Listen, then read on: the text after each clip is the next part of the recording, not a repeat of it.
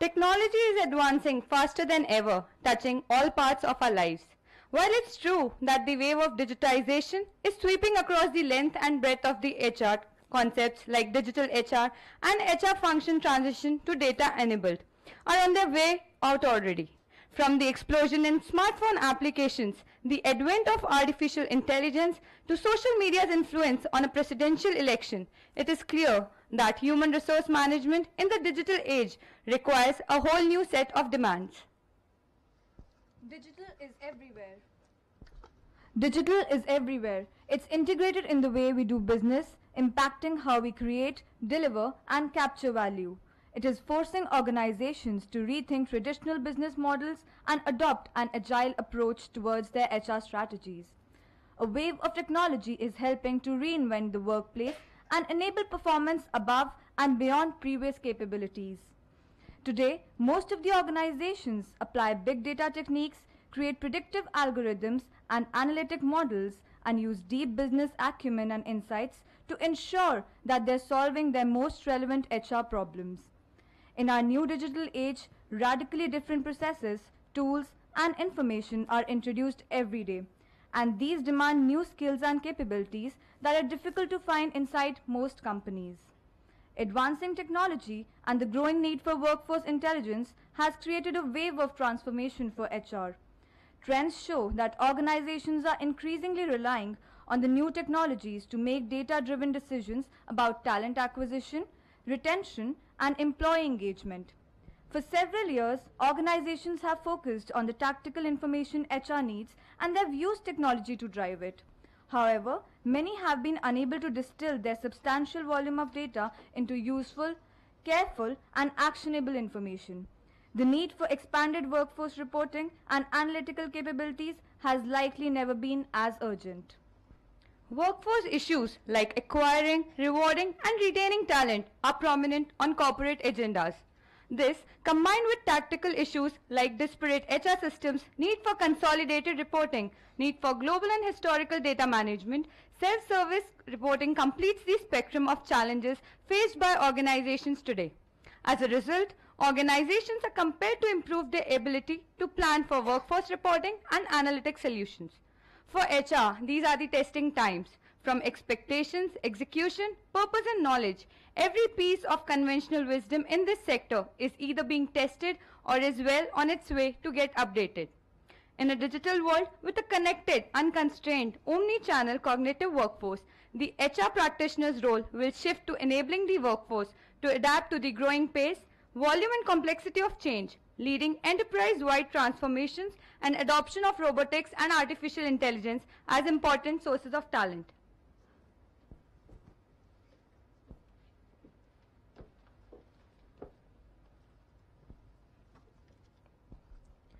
Before we begin with the session, we would like to give a brief introduction of our speakers.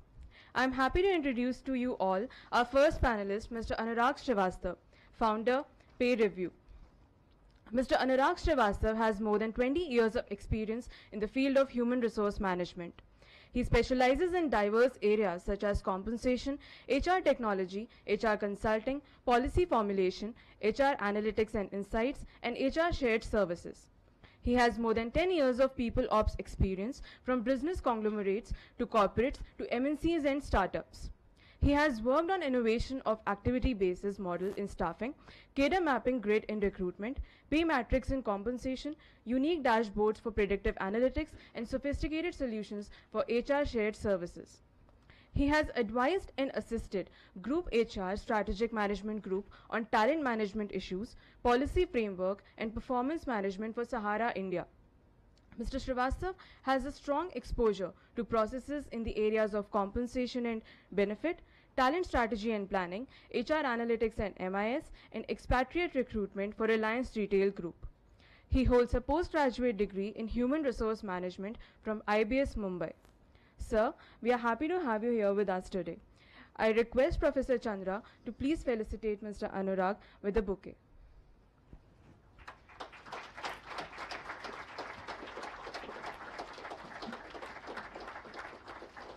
We welcome you, sir. Our next panelist for this session is Mr. Jitendra Panihar, Head HR, Health Card. Mr. Panihar has about 10 years of experience in the field of human resources management in companies such as Deloitte, PwC, and Cerberus Consulting. He has been delivering change and transformation with multi-industry exposure across Indian and APAC geographies.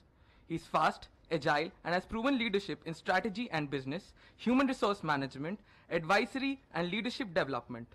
He has diverse interests and has been a management consultant, people and talent professional, thought leader, cricketer, passionate speaker, storyteller, and lifelong traveler. He also worked in varied industries such as oil and gas, BFSI, manufacturing, automotive, healthcare, e-commerce startup, service, and hospitality. Mr. Panihar specializes in human capital strategies, change management and turnaround transformation programs, strategic value creation and program management, organization design and restructuring, HR transformation, and leadership development. He holds a postgraduate degree in human resource management from Symbiosis Institute of Management Studies. Sir, we're happy to have you here with us today. May I request Professor Upadhyay to please felicitate Mr. Jitendra with a bouquet.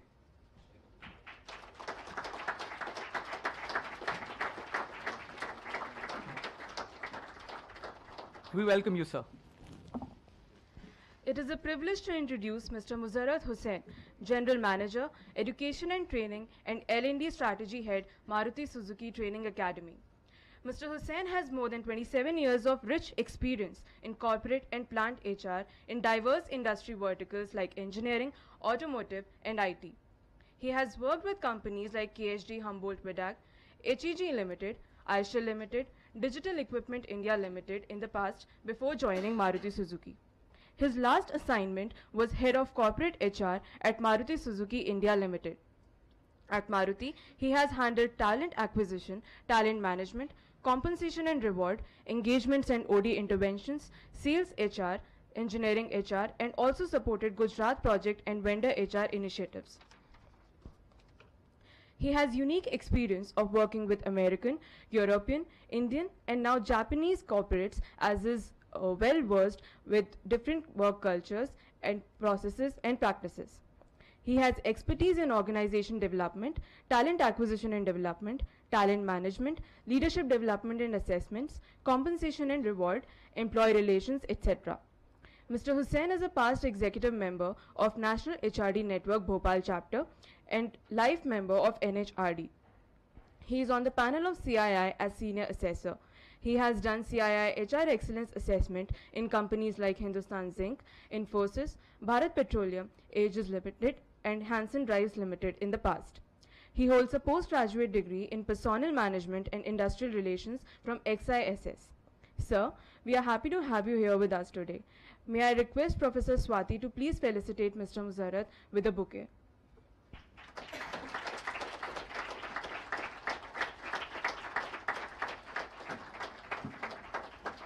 We welcome you, sir.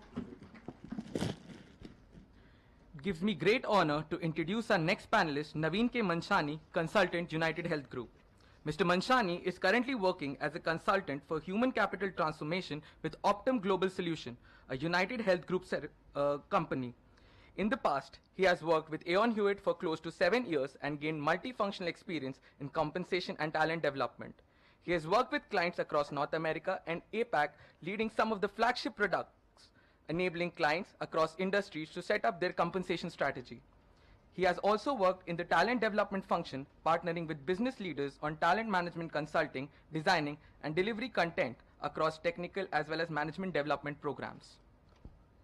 He has driven change management strategies and helped teams streamline compensation survey processes in Aon Hewitt and was also responsible for setting up and stabilizing talent development function for an internal business group. Mr. Manshani specializes in varied domains such as talent management processes, employee engagement, training and development, total reward surveys, and product development. He also has immense experience in compensation consulting, project management, performance management, and long-term incentive valuation. He holds a postgraduate degree in human resource management from International Management Institute, New Delhi. Sir, we're happy to have you here with us today. May I request Professor Khurana to please felicitate Mr. Naveen with a bouquet.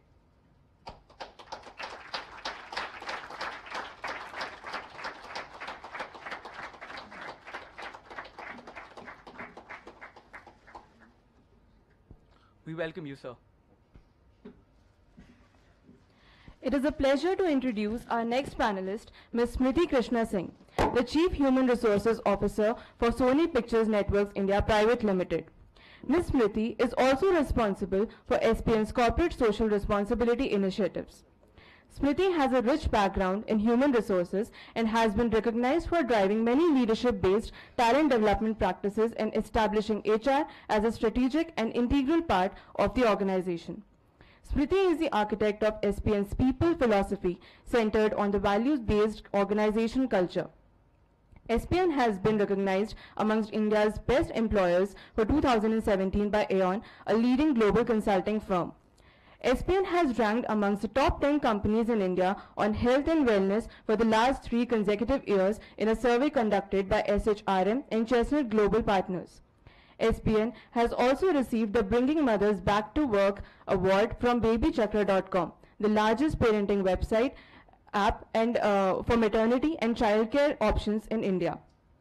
The award was received under the corporate category, which recognizes organizations that provide holistic support to mothers returning to work.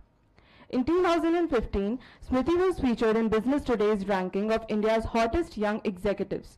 She was also presented with the 30 Women Super Achievers Award in 2013 and Global HR Excellence Award in 2012 by the World HRD Congress. In 2017, she was presented with the Leadership Excellence Award for Excellence in CSR Strategy by Legal League Consulting and the Most Influential HR Leaders in India citation by the World HRD Congress. Prior to taking on the CHRO role at SPN, Smriti worked with Xerox India, followed by General Electric in various HR leadership roles in India, Tokyo, New York, and Singapore.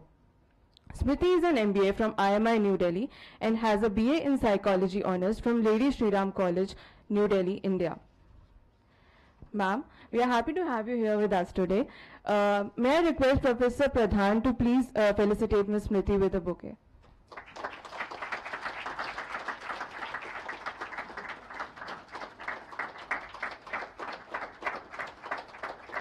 We welcome you, ma'am. We are privileged to have with us Mr. Tanmay Jain, founder Infido. Tanmay is the youngest entrepreneur in the country to have successfully helped 20 plus enterprises like Make My Trip, Airtel, PayU, Dunkin' Donuts, Domino's Pizza, Vistara Airlines, and launched artificial intelligence in HR for a real-time sentiment analysis. His startup Infido went viral in the XLRI fraternity. He was also known as the youngest millennial speaker around, who is well versed with the topic of predictive people analytics. He has experience in various domains such as product, sales, operations, technology, fundraising, and management. Communicating and learning from people helps him maintain a thread that connects seemingly diverse roles. He has been featured in Economic Times, Times of India, Hindustan Times, Business Standard, Gurgaon Times, Mint, Your Story, Inc. 42, Tech in Asia, VC Circle, Business World, and Misfits. He uses his business and technology expertise to help people take a step further towards their dreams. Sir, we are happy to have you here with us today. May I request Professor Chandra to please felicitate Mr. Tanmay with a bouquet.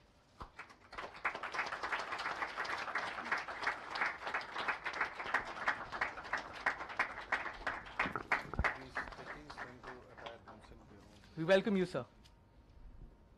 Our moderator for the session is Dr. Irfan A. Rizvi, our Professor of Leadership and Change Management.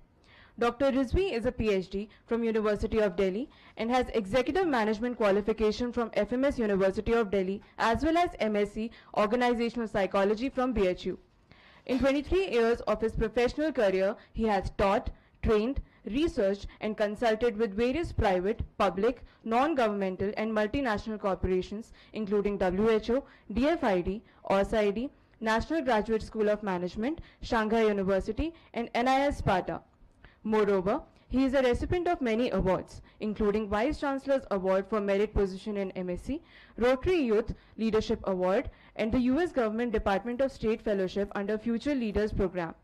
As a human resource development professional and leadership coach, he has conducted several training workshops for senior executives of wide variety of government departments for IAS, IPS, and judicial officers, public sector undertakings, and many Fortune 500 business corporations on various issues related with people competency development, organization development, and change management. I would now like to request Club Secretary Harsh Gupta to present Sir with a bouquet.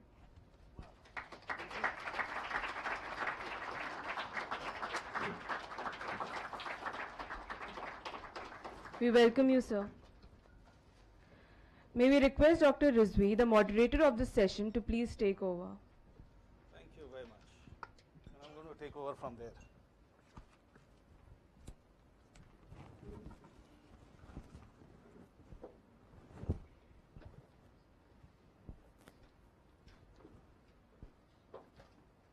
Good morning, people. Welcome aboard, all of you, the speakers, and I think the success of the entire discussion hinges upon the kind of illustrious speakers that we bring onto this forum. And I think I must congratulate the student body, particularly the HR club and others, for bringing in such shining examples of HR professionals in our country. It was pretty surprised as to who put up my introduction, because half the things that you mentioned I have not done. But nevertheless, it sounded very great. You know, I don't have to say about the CONVENTUS per se as to what is it. That has already been talked about. The role of a moderator, I'm still trying to figure it out. I have been doing it for a couple of years. And I thought that one of the things is to ensure that things go on smoothly. People, speakers, do not overstep the time that has been assigned to them. Now, this is not a problem when you are dealing with the corporate people. When it comes down to teachers, we behave like politicians at times. What I'm going to do is now is, you know, our students have already, Anisha and Riddhi have given you a flavor, but for the sake of students per se, I'm just going to very quickly lay out what is my take on the topic, you know, HR analytics, and workforce analytics and HR in digital age. And normally I always tend to look at things, you know, break them down and then put them together. Okay, so that synthesis I'll try, so that when our speakers are speaking, because they would be coming in from what you call a very practice perspective. So therefore, once you understand the fundamentals of it, then probably you would be able to make sense out of what they are saying. So few questions like, what do we mean by being digital? What is being digital is all about? You know, its explanation is more or less like the proverbial four blind men trying to decipher an elephant. You know, depending upon the angle from which you look at it, you tend to interpret. But I did my own research, because without looking into the work done by others, you cannot make sense, particularly when it concerns me. For a lot of people, digital is a thing, and for other people, it's a process. Okay? Digital is now more or less recognized as infusion of ICT, information and communication technology, strategically across entire value chain of business. It could be doing away with the legacy system, because when you are, you know, the entire system has changed, so your legacy systems do not make sense. So therefore, you embark upon a new way of doing business across the value chain, and it requires a fundamental rethink, a remodeling of entire business, re-engineering of it, and what we call in few words as what you call design thinking. So when you go digital, these are the things that you have to go about. And I was reading yesterday a report that and according to that report, the digital may be characterized by three attributes. Number one, creating value at the new frontiers of the business world, so opening up new avenues. Number two, creating value in the existing processes that execute a vision of customer experience. And number three, building foundational capabilities that support the entire structure. Okay?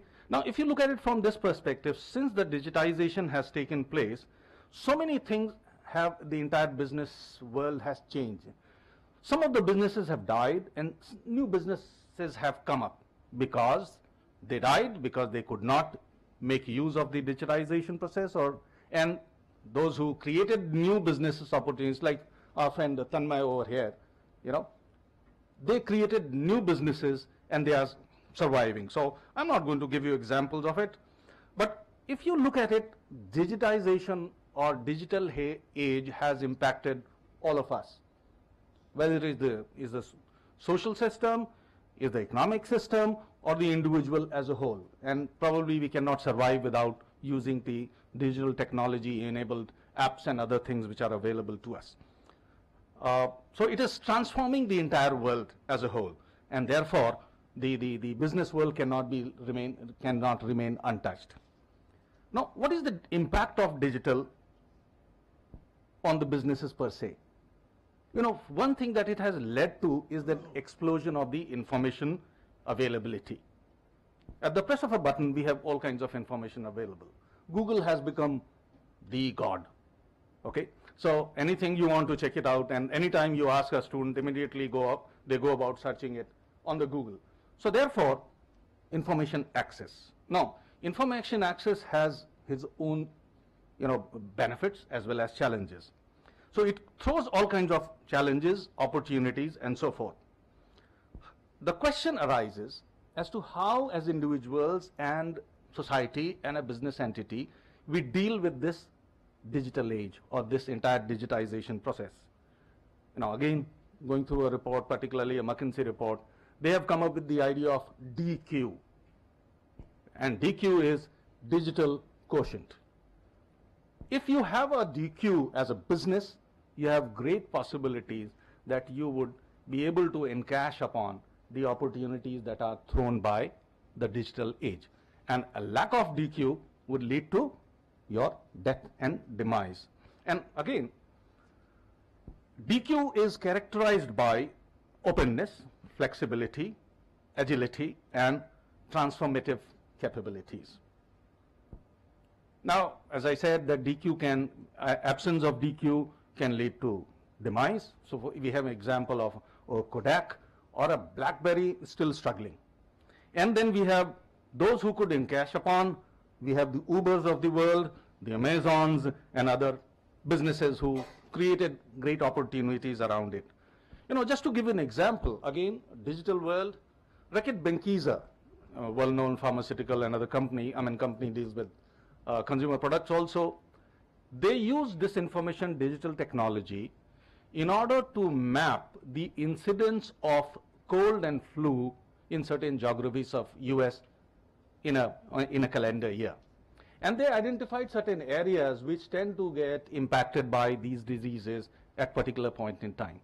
And they use this information to reach out the medicines over those places utilizing their supply chain. It contributed in a big way for them to expand their business, make use of what was needed, and be able to serve a social cause. I wish we had similar technology available in India. Had it been, then those children in Gorakhpur hospital would not have died because suddenly there was no oxygen available. Probably this information would have been thrown to us much in advance and we would have been much prepared. So you can understand as to how we can, it's not a question of it's there, but depends on, are you sensitive enough to use it? Are you capable enough to use it? And that is going to make a difference at times between life and death. Now the other part of the entire equation, the theme that we are dealing with is analytics. So what is analytics? Mrs. Chandra is here, she teaches communication. Analytics could be a noun, it could be an adjective, but also it could be used as a process, or what you call a verb. Analysis is the process which we normally tend to resort to when we are groping with a problem, when we are trying to explain the why of a what, when we want to understand what is happening, why is it happening, how is it going to pan out, what are the causal factors which are leading, and how in future is going to impact whatsoever. And we need to get into analysis. Analysis is the first step which we resort to when we are trying to solve problems. Now, if you juxtapose with digitization, with analytics, and then probably you would understand how important is this marriage of the two. One cannot survive without the other. So, if you recall, if you look at it, digitization or digital age has a great impact on the analytical capabilities of people or of the organizations. Because of infusion of ICT, ICT has replaced actually the good old simple gut feel, intuition oriented analysis and decision making, and replaced it with what we call a process which is more data oriented, information based, and looks into the evidence or evidence based. So therefore, the subjectivity in terms which the intuitive process used to bring has been replaced by more objectivity, because we are looking at evidence, and this evidence is provided by the data, and there is immense data available. Particularly in these VUCA times, speed and accuracy has become a very critical factor for the survival of a business, and therefore information processing, analytics tend to play a very, very critical role today. Now, access to technology is very egalitarian. Everyone can have it. You have the money, you can get the technology. The moot point is, do you have an enabling environment within the organization to use the technology to the goals, to achievement of goals and growth of the organization? And that's where DQ comes in and plays a very, very critical role. Now, shifting to the HR part of it, so what I have talked about so far, if you have been able to make sense, the digital world, what is it? Digital age, what is it? And why is it?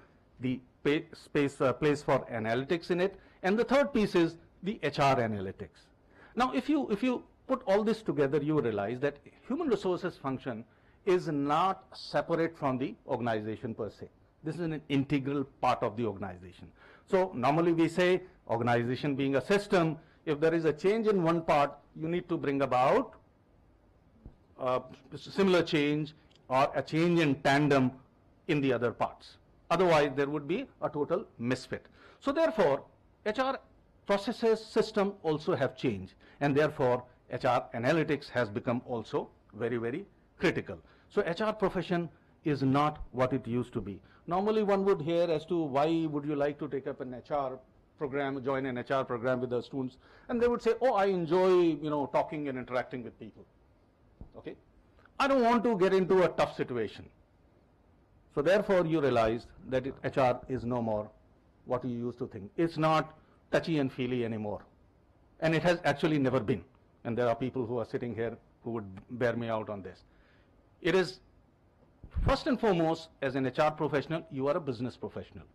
And if you can't be a good person as business professional, you have no chance of becoming an HR professional. They go together.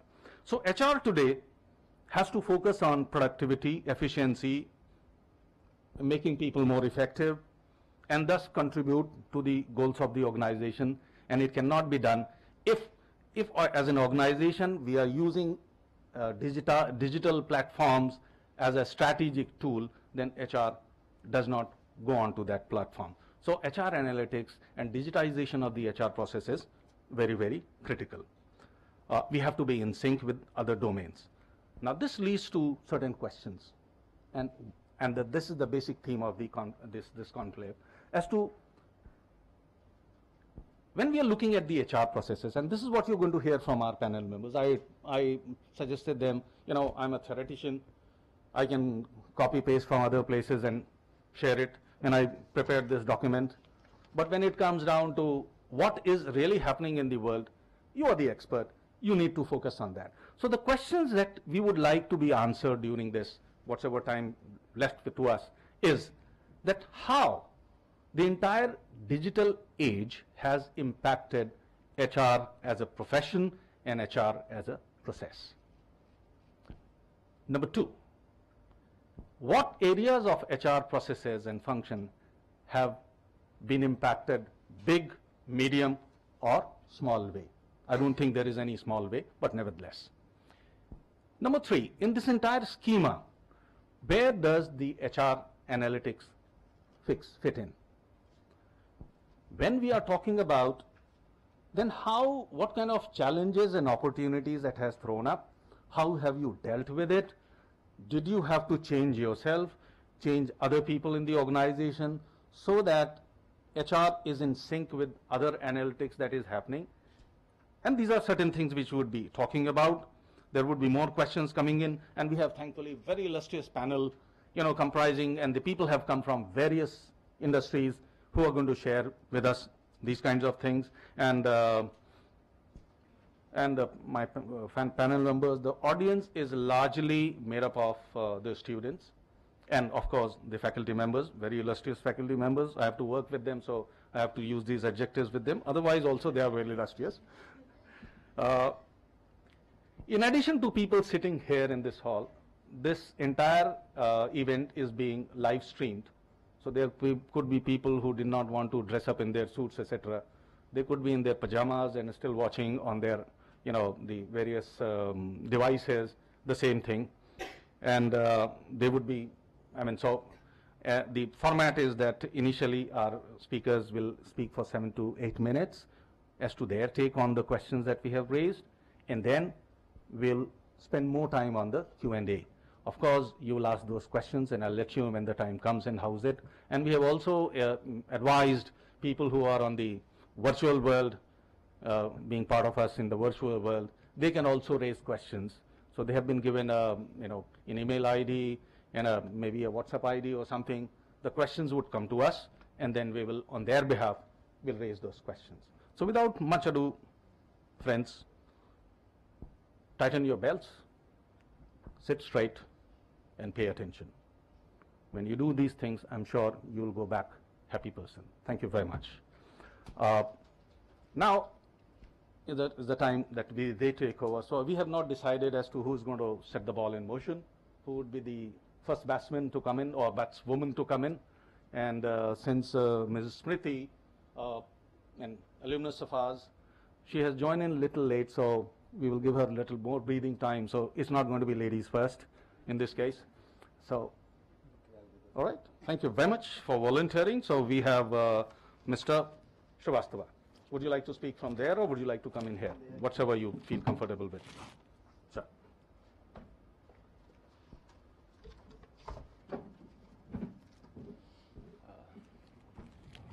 Thank you, Professor Rizvi. He's spoken about digital age, digital quotient. I have around 10 years of experience, and sometimes I don't believe what is being said. So let's do one 30-second experiment and see, are we really in digital age? All of you have your mobile phone with you? No phones? Okay. Okay. I think then our speakers and professors may have their phones. So if you search any information, say restaurants near me, what kind of information that you will get? Any answer? Your answer?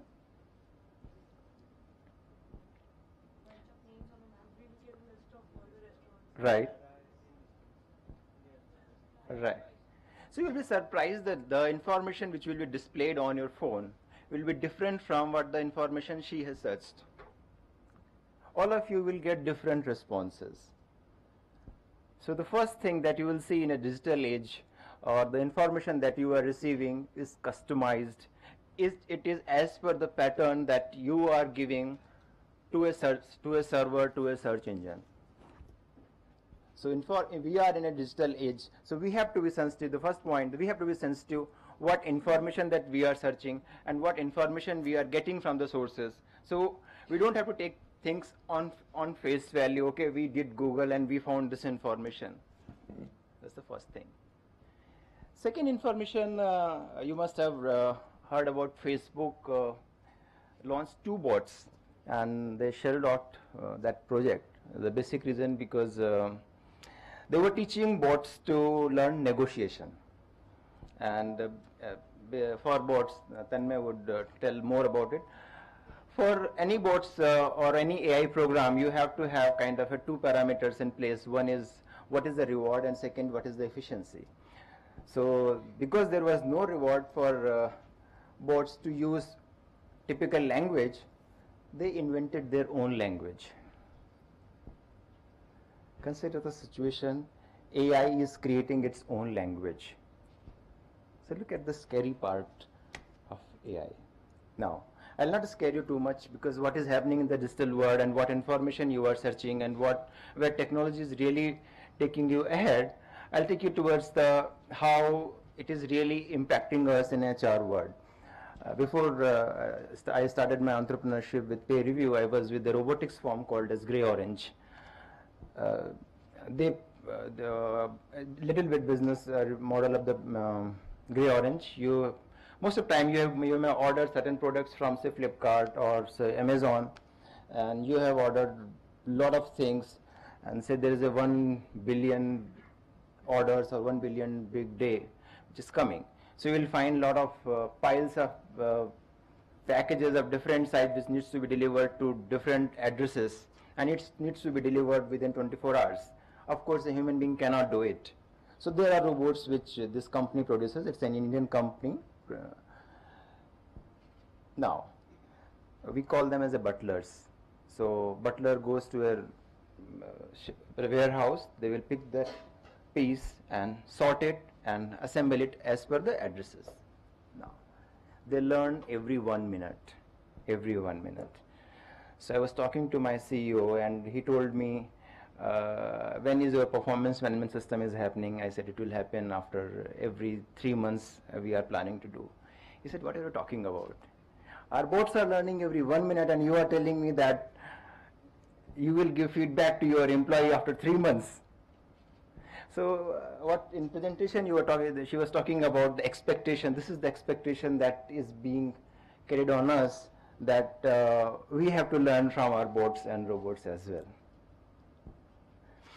So a lot of things are changing within the HR fraternity, within the how we take HR, and especially with the digital era. Earlier what we used to have a strategy, and there was a research report from Ventana that speaks about approximately 47% people believe that what we strategize, we cannot execute it. So there's a huge gap, 47%, that's a huge gap. So you will find that especially in the HR field, digitalization is helping us to improve efficiency. It is helping us to know how my new hire will fit into the full scheme, what money that I am investing in comp and ben, whether with this kind of money person will stay with us or not. If I am giving someone a realistic job preview, whether that person will stay with us or not.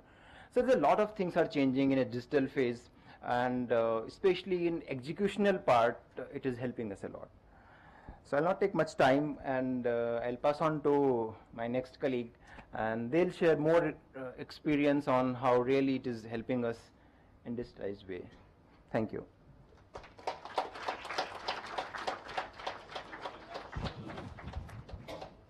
Again, it's totally on the voluntary basis. So who would like to be the one down? Please, Mr. Hussain from Maruti. Give a big hand to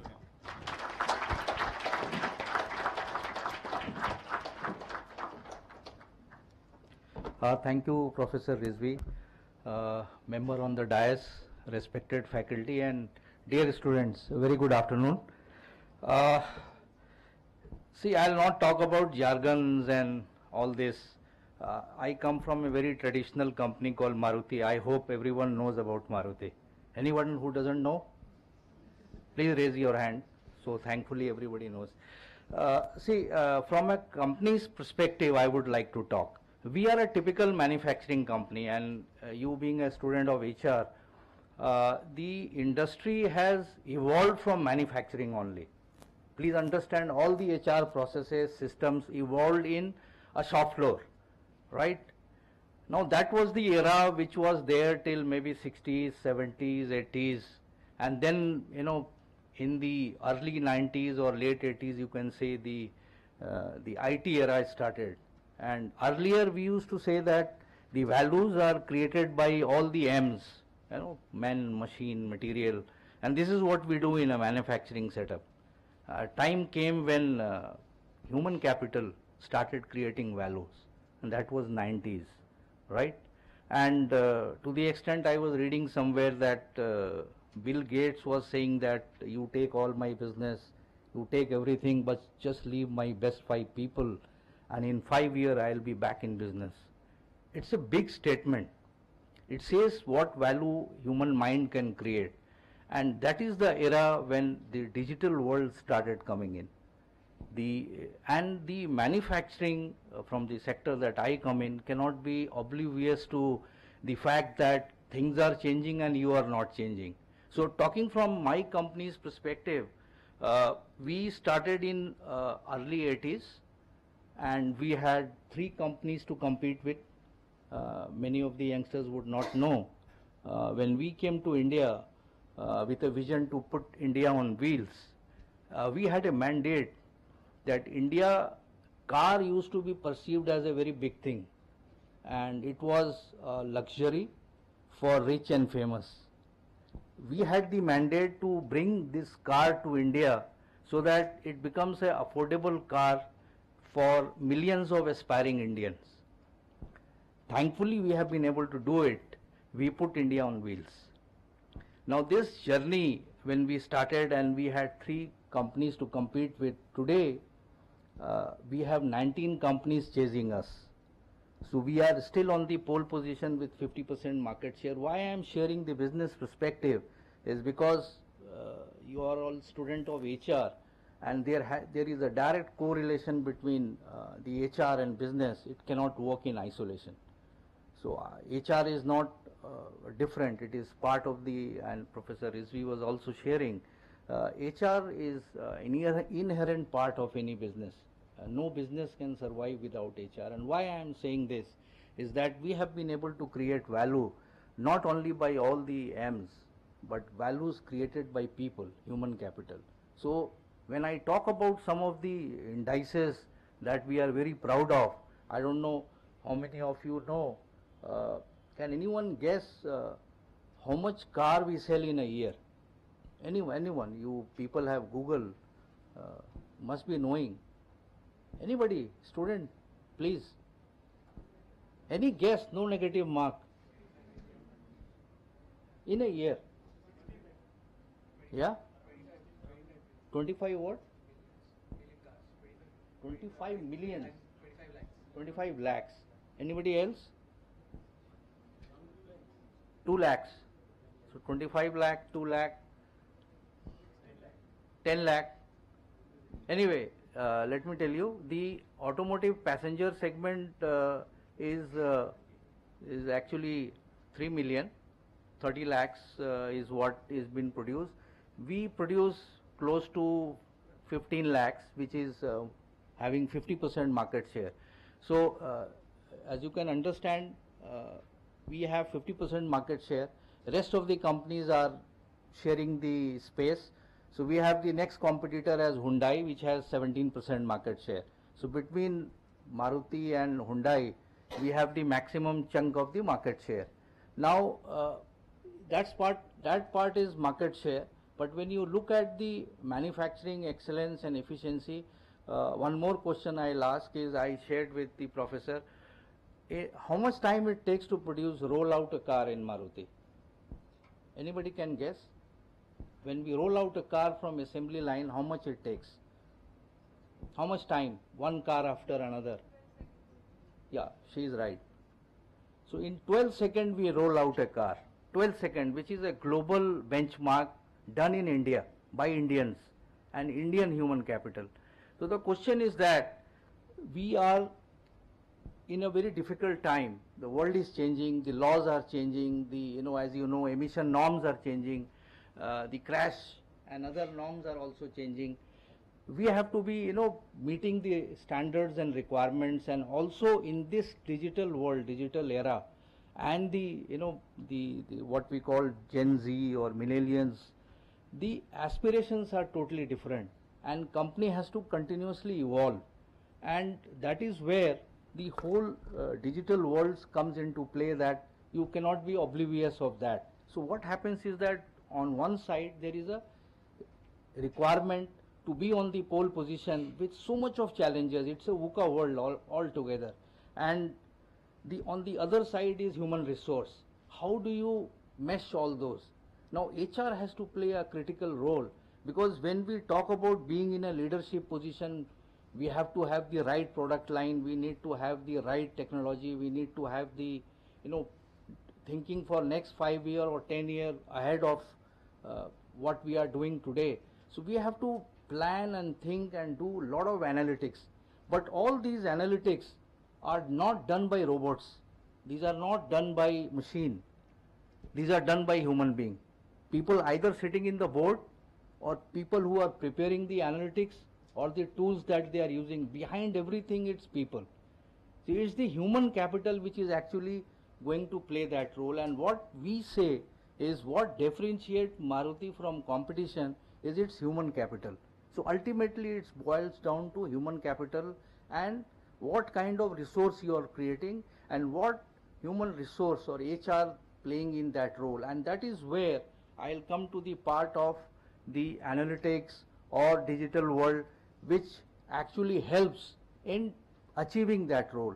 So to make things simple, when there is a huge requirement that by, say, we have a future looking path that by 2020 we will be 2 million and we will still retain 50% market share. Now how do we do that? Now we are an aging organization. We started in 81, we are 35-year-old. So people who actually set up this organization, brought it to this level, are actually retiring. There is a natural attrition happening. So there is a skill loss.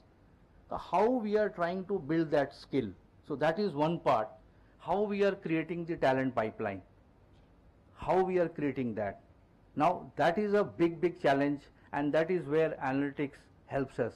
So we need to have the right talent acquisition, and Maruti is one company which believes and follows a principle of building talent than buying talent. We don't buy talent. You will not hear that we have hired a vice president or a general manager or a senior manager. We don't do that.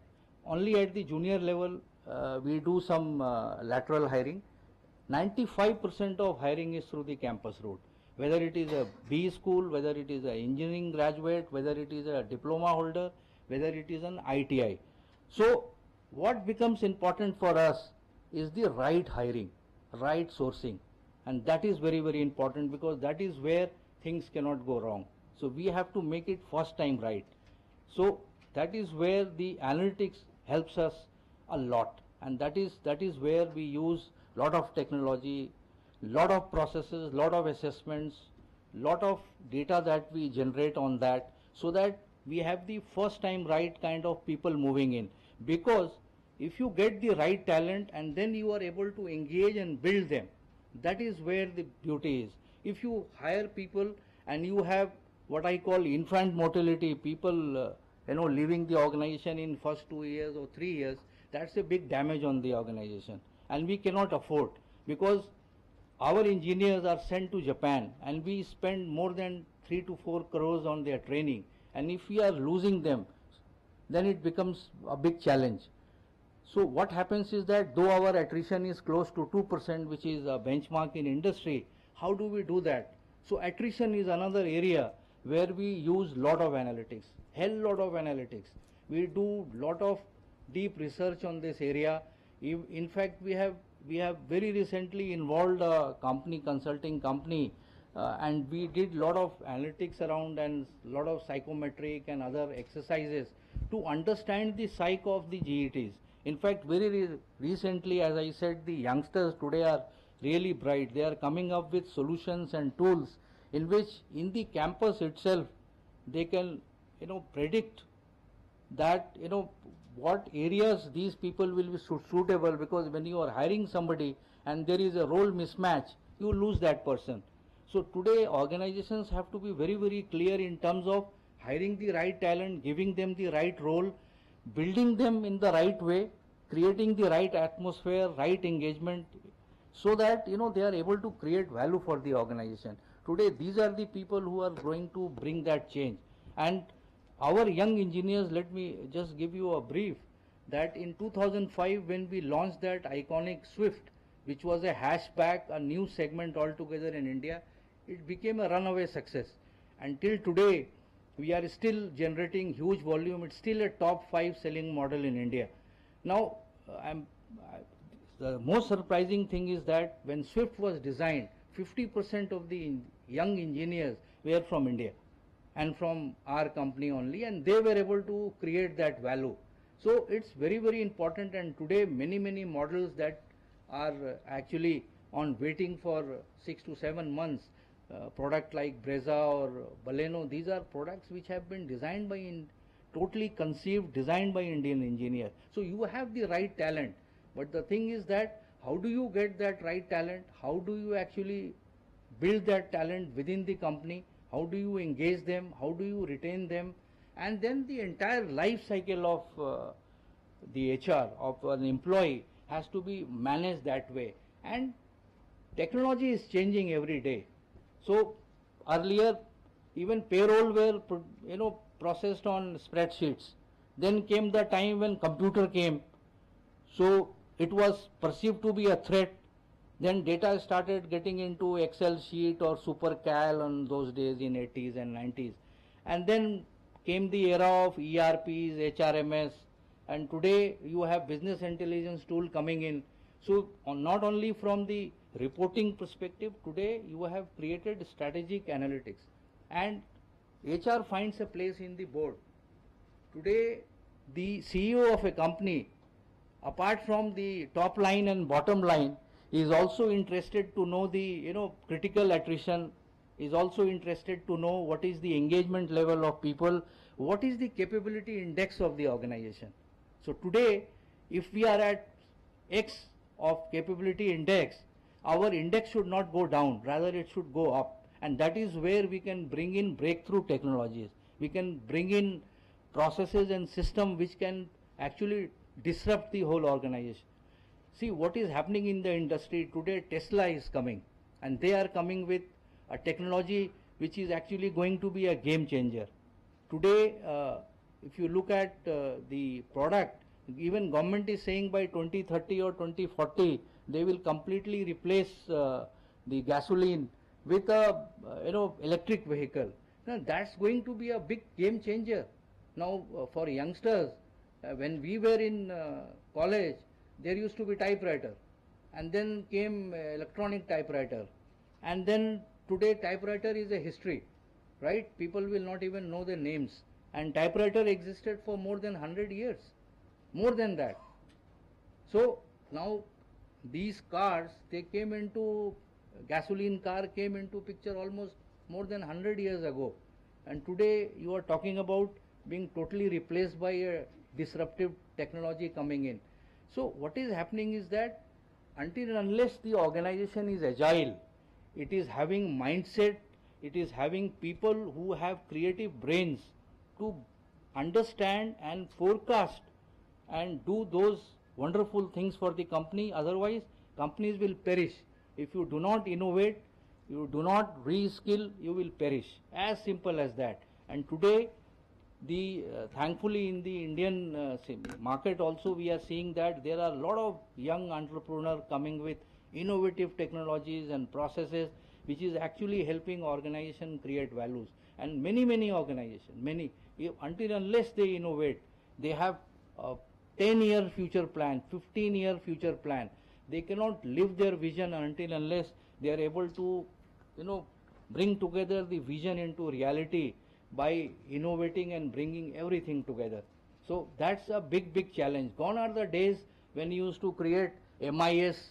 MIS used to be like when you are driving a car, you have a rear view mirror. So when you are you can't drive a car by seeing a rear view mirror, can you?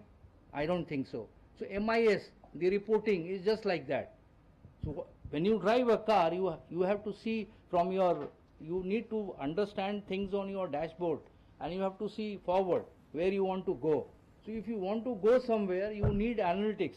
You need where you want to go. What is your fuel? What is your speed? This is given on your dashboard. So analytics will give you those things which will actually help you reach your destination. You can't reach your destination by looking into a rear view mirror. And I'm sure you understand that. Rear view mirror is there in a car, it's required. You need to see what's gone behind, what is coming from behind. But you need to have a forward looking vision. So these are few thoughts that I have, and other questions I'll take it during Q&A sessions. So thank you very much. Thank you very much, Mr. Hussain. Spend less time looking into the rear view mirror. Keep looking at the dashboard and others because you are moving in that direction. So third down? Second down. Sorry. I skipped one.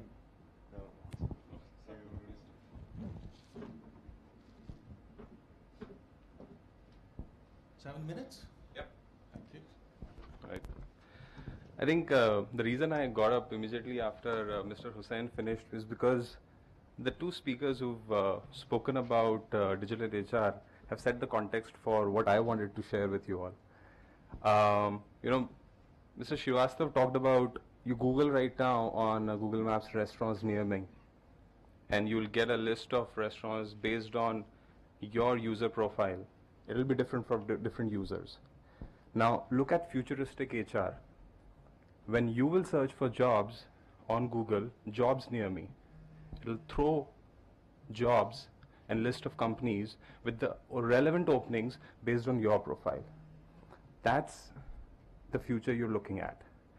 And that's a forward-looking, not really near-term, but more long-term perspective that I'm sharing from a technology standpoint. Then, if you look at near-term impact of digitization in HR processes, it's more around how you are replacing manual processes in your recruitment process, learning process, managing performance, all those processes. How are you automating each of those processes? And that's where there are organizations who are using AI, who are using bots to select talent. Now, I'll pick up the number from Mr. Hussain's discussion. Around 90% of hiring is done from campus. Now just imagine the amount of traveling the talent acquisition team has to do. That's the biggest cost in the process. If they have to visit so many campuses to recruit few really good employees for their organization, just imagine the cost that is going into hiring those people. Now if those leave within 6 months, imagine the cost of attrition, right? Now I'm not going into detail further because we all know these are the required investments that the organization is to make to select the best talent. How do I automate this? Now there are organizations who are using AI to conduct interviews virtually. The software, the video conferencing software which they will use, will analyze the facial expressions, the body language of the individual to throw inputs around whether the person is good with communication skills, whether they are confident, whether the person is honest. Soft aspects for which I was using an interviewer till now is being replaced by artificial intelligence now. What did I save? I removed bias, saved cost, and it does not require my talent acquisition team to travel anymore, right? So that's the near-term impact of digital HR that you will see in the coming years. We're already using this kind of technology in US in United Health Group, and Unilever is using that kind of technology for their organization to avoid campus travel. Why am I sharing this with you is that it's going to touch you guys very soon, or people who will be part of this campus in a couple of years from now.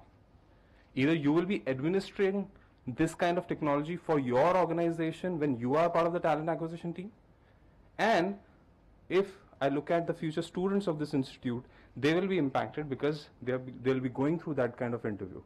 That traditional way of recruitment is going to change in the coming years. So that's more from recruitment standpoint. How are we addressing the millennials in terms of changing the processes and making them more aligned to the kind of audience that we have now? We had Gen X, we had Gen Y, and now we have millennials. In terms of recruitment, there are organizations who are creating games, online games, to check or assess the softer skills of an individual. How good is the person on time management? How good is the person on stress management? How good is he with she is with decision making? All these kind of traits are being tested through gamified solutions. And there are organizations, so one organization that I can recall is Pymetrics. They are creating this kind of a solution for organizations to use. Now that's how HR analytics is coming of age, and it is going to impact in the near term. Now, going beyond recruitment, if you look at once the person is hired, how do you train that person? You have a trainer who would go into the classroom, conduct the onboarding session for the person, and talk about the organization. Then there will be so many leaders coming into the classroom, talk about their business unit. Now, just imagine the information overload you are doing for the new person about the organization. You talk to your seniors who are in the organization, probably who joined last year, and ask them how was their onboarding. I'm damn sure that majority of them are going to tell you that it was boring. Because it's just too much of information that you're sharing with the individual in the first couple of days. The person has already researched about the organization, and that's why he or she has been able to clear the interview rounds and got selected for your role that you had for him or her. Why do you want to share the organization information again? Digitize it. Why do you need to deliver it in person? So organizations are transforming their learning solutions to make it more gamified, make it a puzzle, and say that here you are on the first day, we have a prize for you at the end of the day, you solve this puzzle, and in the puzzle, it will have a crossword kind of a puzzle, it will have a set of questions, kind of a quiz, and by the end of the day, you would know about the organization, about the people, senior leaders, which you will have to Google, you will have to go on LinkedIn. This is something that you all will enjoy because we are talking about millennials. That saves effort of my leaders to go into the classroom. That saves effort of my trainers to go into the classroom and organize them and make them sit for the entire day in a classroom kind of a setup. So that's how the learning solutions are getting automated, and HR analytics is playing its role in analyzing how good are the people that we've hired in terms of doing this kind of research, being inquisitive about the organization, and various other aspects. So this throws insight for the hiring manager to know about the person who's been hired. Now, these are the kind of things that are getting used. And I'm talking about current scenario. This is not something that's going to touch you in near future. Maybe some of the organizations that you're going to join are already using this kind of a format. With this, what I'm trying to highlight is that automation is current, and prescriptive analytics or predictive analytics in the process right from hiring to retiring is going to take over in coming years. Now with this kind of automation and we talked about robotics and bots coming into the picture, would it replace headcount for the HR professionals in the organization, the number of HR professionals or the, let's say, talent acquisition team not requiring people to travel to campus? Would that reduce the number of HR professionals required in the team? Yes or no? If this is going to reduce, that means we'll have lesser number of jobs. So we should not increase the batch size. What do you think? Fantastic. So, if you are kind of automating your manual processes to reduce the number of hours or cost that is going into the process right now, you're making the process efficient. And there are newer set of jobs coming in. We did not have in the talent acquisition team a person to manage social media account for the organization. That's a new job that has come in. We did not have people to manage the content for that. That's a new set of jobs coming into the picture. We did not have people with the knowledge of AI come into the talent acquisition team and work with recruitment professionals to manage that kind of a software. So that's a new set of jobs coming in. So don't think that we'll reach a scenario where, you know, the jobs are going to get cut, people are going to be laid off and blah, blah, blah. It will impact marginally because that's the objective with which you are approaching this kind of a solution for your HR processes. But at the same time, there are newer set of jobs for which newer set of skills are required. So for you to continue to focus on the knowledge that you are gaining for traditional HR processes and systems, it's good, it's required.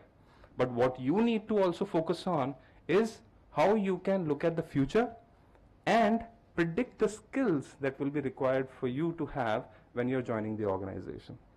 Perfect. Thank you, Naveen. Now, the game has, thank you very much for your interview. I know there is a lot you would like to share, but now the game has changed from a one-day to 2020. Now we are doing only 10 hours. Okay. I'm sorry, we still have half the panel yet to express their ideas. And we need to save some time, at least 15 odd minutes for a Q&A. So therefore, I'm really sorry for not being able to manage time very well. Request the other speakers to 5 minutes. Thank you. So I think I'll not spend time going there. I might as well use this time. Right. So, one of the interesting thing to sit back and listen is, you run short of ideas. That's what I've done. So, I was just trying to figure out in my head, what do I talk about? Everything is being spoken about. But nevertheless, I'll still give it a try. So, I come from a setup, which was established, on the fundamentals of data and analytics. I represent HealthCard. And the reason why we came into existence is because we wanted to use data and analytics to make a change in the society, which is all about, impacting nutrition and healthcare. And that's how we started. So, coming from a business perspective, there's not even a single day where we do not talk about data and analytics, because whatever we do, fundamental is data and analytics. Just to give you an example, very recently we have launched our first ever ad commercial. I don't know how many people have actually looked at that. This is called as a TNS campaign, which is Tum Nahi Samjhoge. It's a wonderful campaign, it's a very inspirational campaign. Now, we were deliberating in terms of, do we need to come out with a commercial or do we not need to come out with a commercial? We were really, I would say, living in ambiguity. And then there was another question which actually came to us is, do we go for TV ad or do we go a digital ad? Now, this was the most interesting question that we faced as a business. Now, why I'm talking about this example is because, again, data analytics came and saved us, because we looked at, a lot of data pertaining to, what a TV commercial does, the kind of audience, the kind of numbers it actually throws, and, what a digital ad campaign can do to you. And especially when we were a digital organization, now we are not only a digital organization.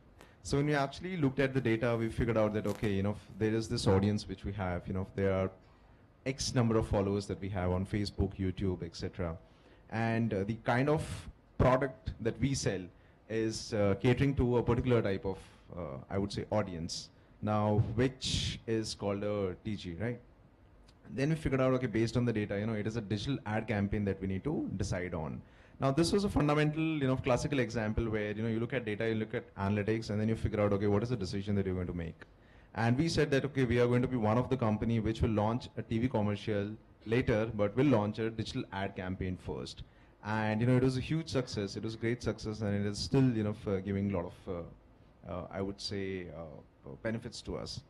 But I think, when I look at my organization, so, fundamental is all this. Yeah, there's not even a single decision which is being taken without even analyzing data, without even looking at that data. And strategy at every organization is now impacted by how you leverage those analytics. And I think for us as an organization, the entire business model has changed because of that.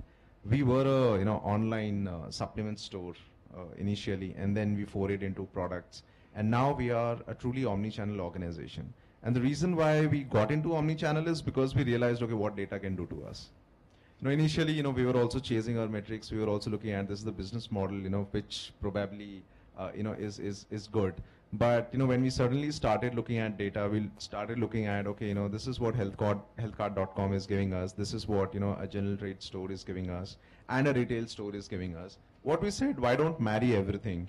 Let's look at data in terms of how many healthcard.com customers do I have, let's say, coming from Indore, and, how many products, are we being able to get, are we being able to sell, in a healthcard.com store, physical store, which is operating from Indore, versus, what is it coming from Facebook and YouTube.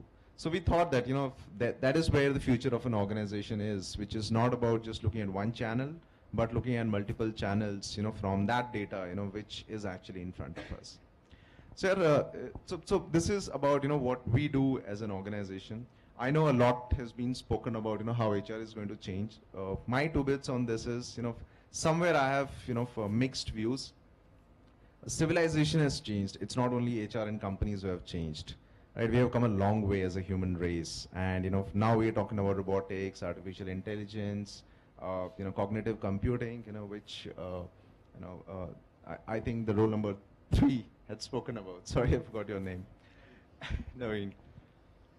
Right, so there are 3 things which actually comes to my mind, which is the human race has changed, so all of us have also changed.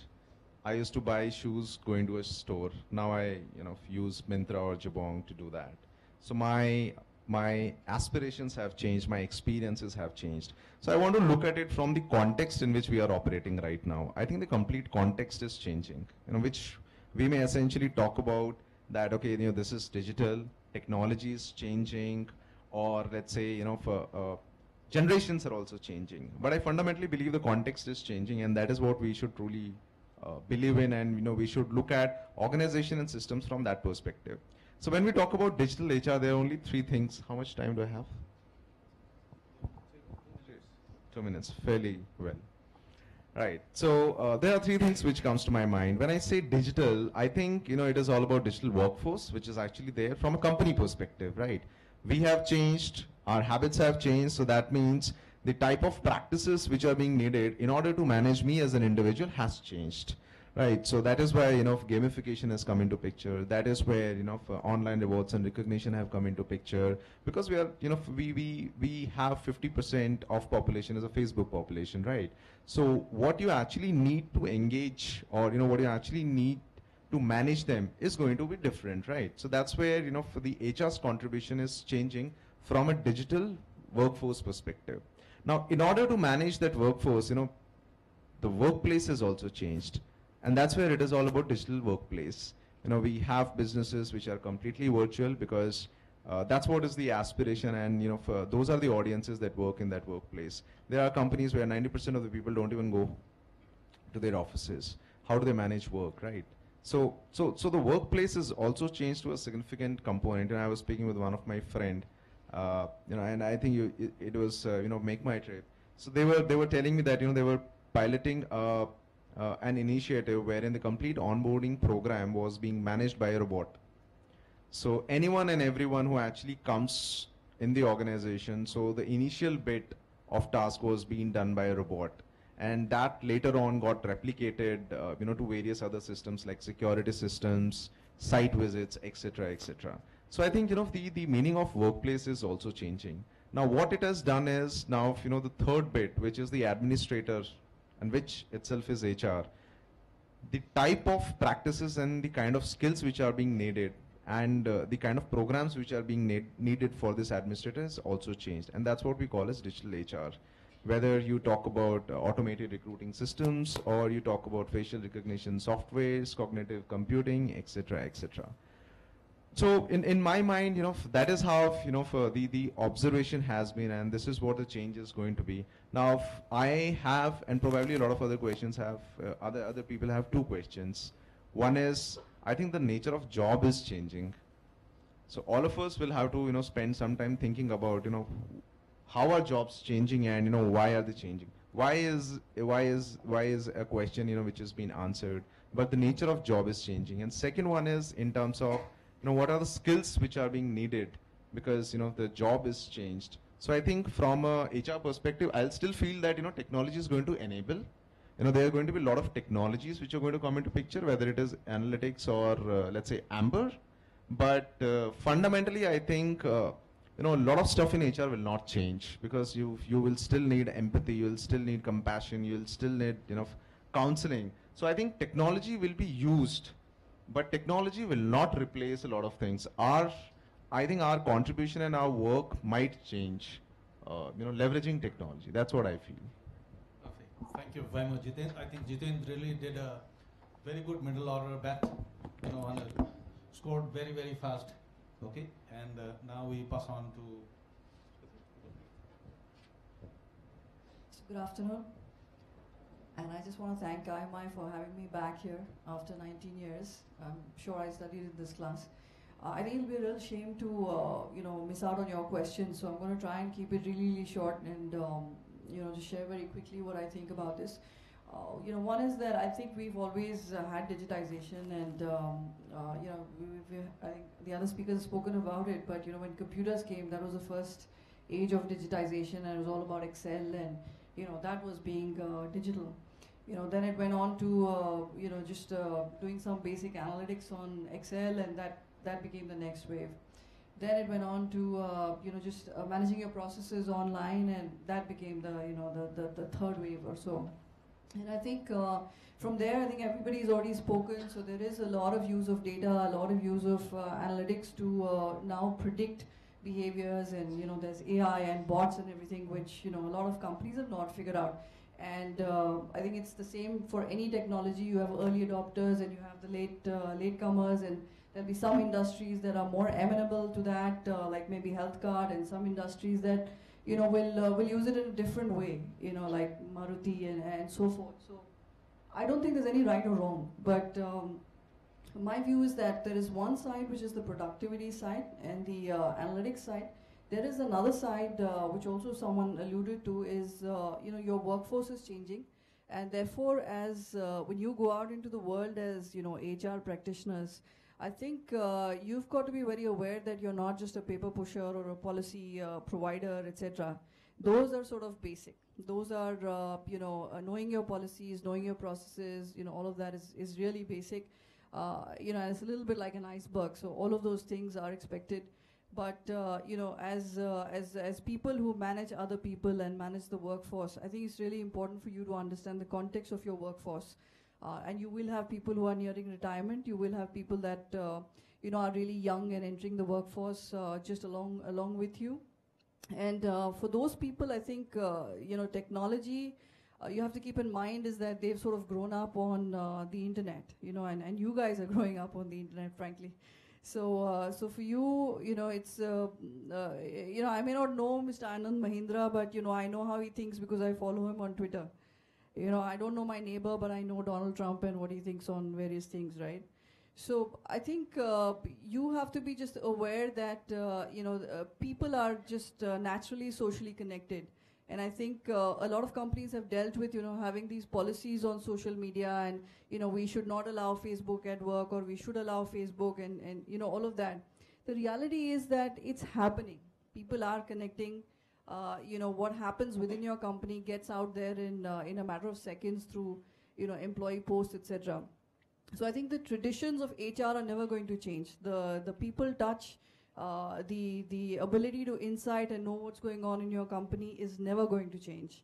But what you need to be smart about is to know that information and how you're building that employee experience is going to be out there because of technology. You touch one person with a certain experience of the company, that experience will translate immediately to 1,000 others without you having touched the 1,000. So there are these moments of truth that, you know, HR people are responsible for. You know, I mean, somebody talked about onboarding, so very quickly I'll tell you that we still do the traditional onboarding, and we have every senior leader of the company come and talk to our people.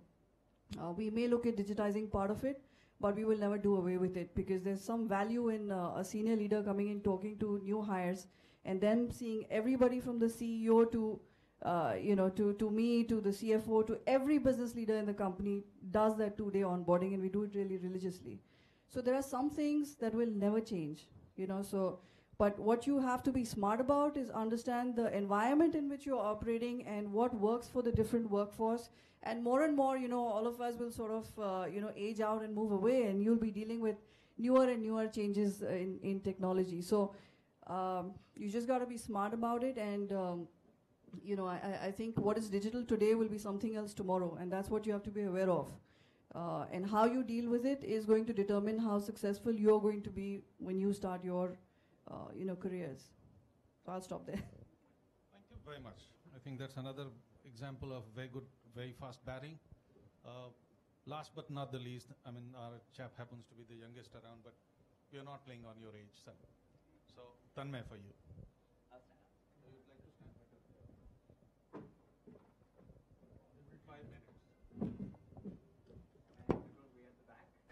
Is it working? Perfect.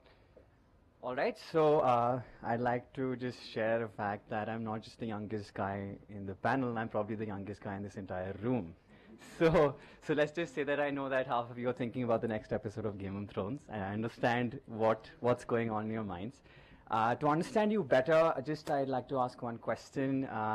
How many of you want to be HR professionals? Can I have a raise of hands? How many of you want to be entrepreneurs? Interesting. And how many of you want to be neither? Very interesting. Okay. So I think something I'd like to share is that we're talking about the future of HR. There's a lot of talk about it. Any and every conference that you attend, there's a lot of talk about these buzzwords that we hear. AI, big data, prediction, people analytics, HR analytics, predictive analytics, and on and on and on. The reality is that the future is already here, and that's a huge problem for every single person that is sitting in this room.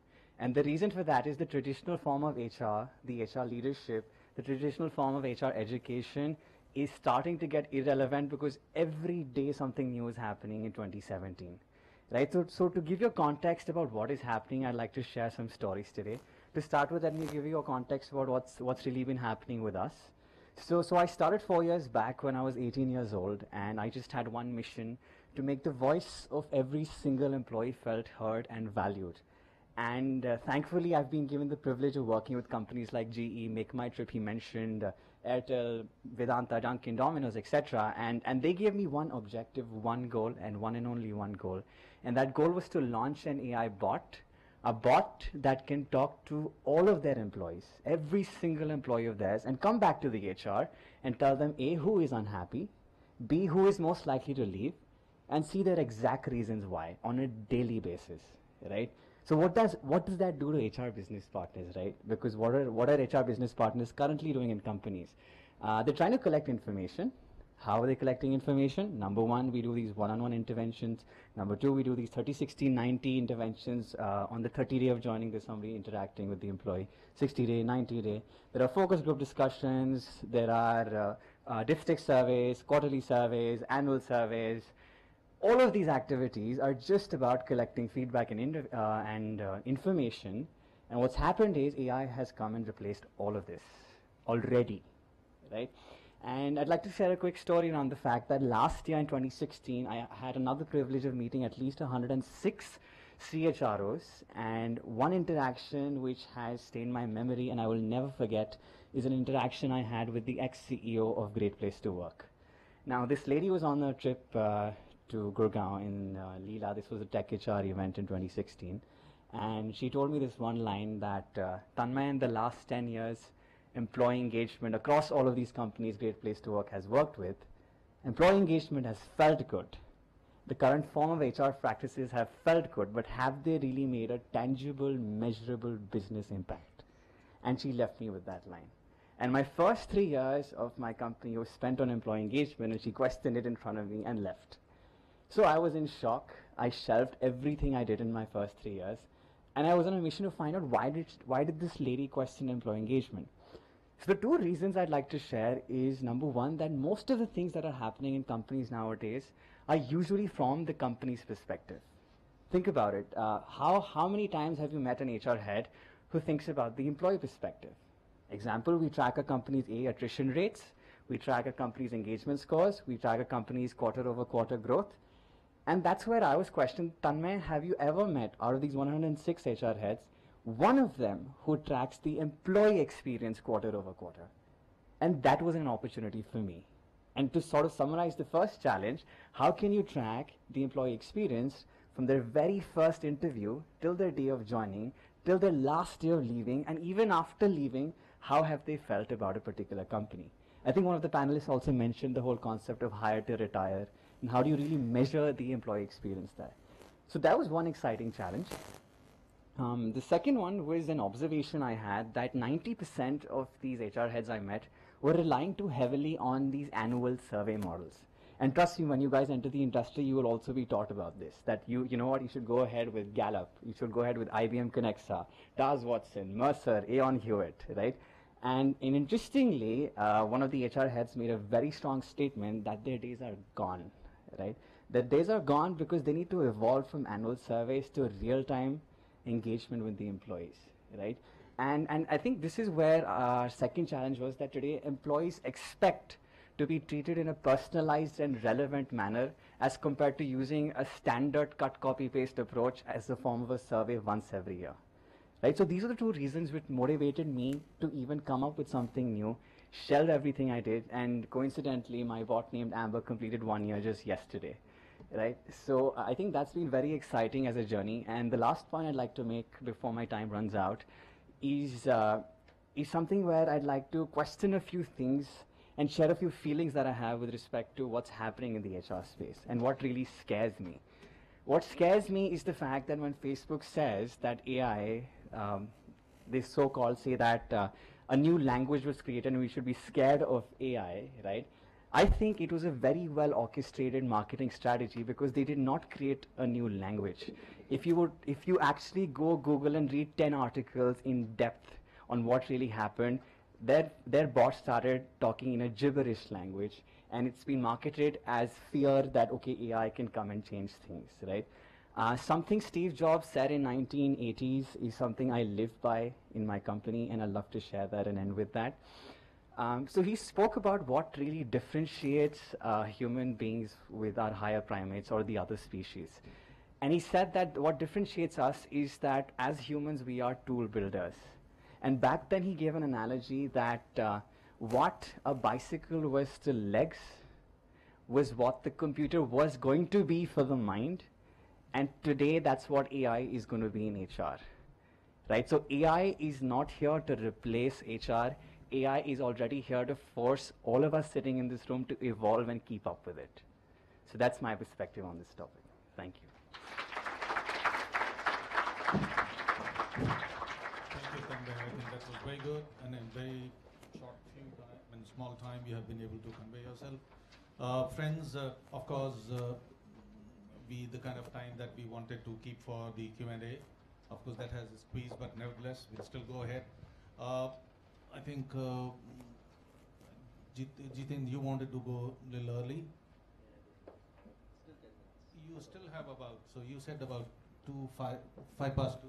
So we have, so if you have any questions, you can raise it. And if you have questions addressed to Jitin, he's the one you would like to address first, so that, before he leaves, he has kind of satisfied us with what we want to hear from him. So open to. When you are asking question, mention your name, mention your section that you are coming in from, and then if you have a specific question to a speaker, then point that out.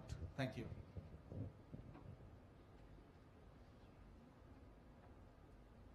Yep, the lady over there.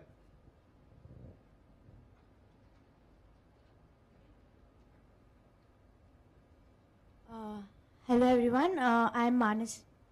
I'm Manasa. I'm a first year HR student. So my question is, what is the advice you'd like to give for people who are looking forward to a career in HR analytics? Good. Thank you, Mansa. What advice would you give for those who want to have a career in HR analytics?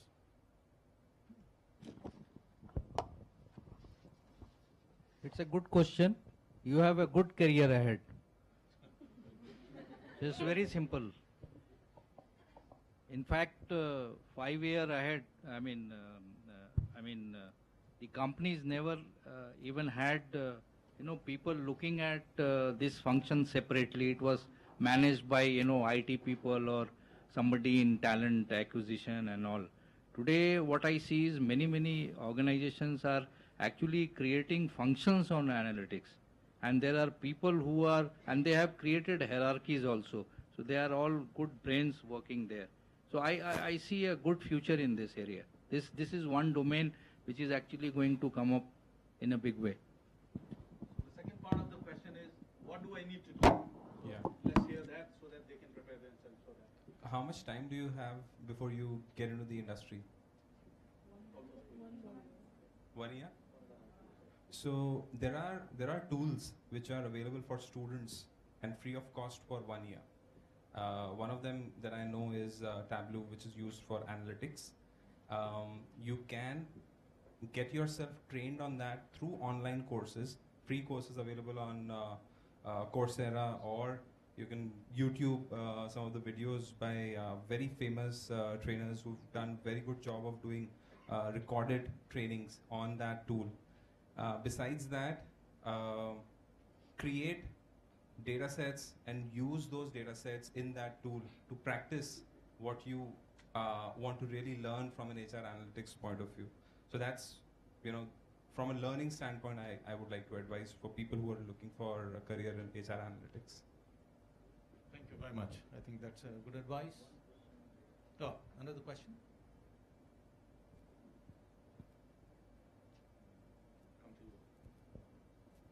Good afternoon, everyone. My name is Ria, and I'm a first year HR student.